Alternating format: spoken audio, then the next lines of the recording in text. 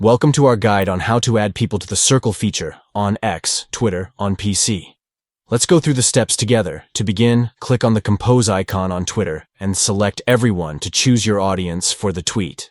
Next to the Twitter Circle option, click on Edit to access your Circle settings. You can now search for and add people to your Twitter Circle by clicking on the Add button next to their names.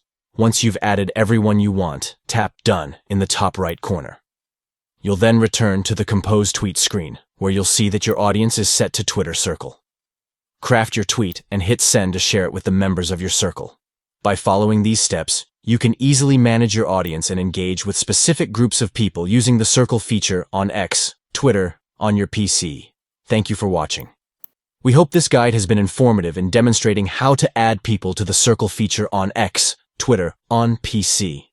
Enhance your tweeting experience by organizing your audience into circles and sharing targeted content with specific groups of followers.